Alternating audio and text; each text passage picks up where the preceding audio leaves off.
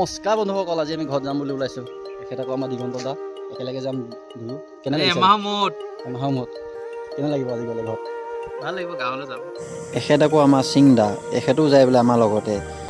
আৰু এইটো হ'ল ডালমিয়া ভাৰত চিমেণ্ট।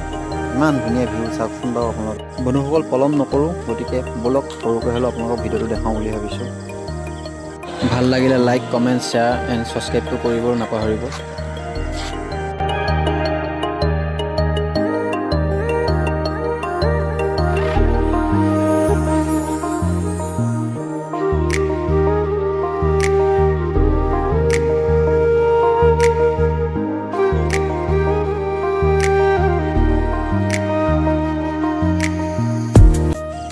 ঘৰ পাবলৈ আৰু বেছি সময় নাই, গতিকে আমি বজাৰতে পালোঁ চাওমিনকে দুই প্লেট পেক কৰি ল'লোঁ আৰু এয়া ঘৰ পালোঁহি বৰ্তমান। আজিলৈ ইমানে, বাই বাই গাইছ।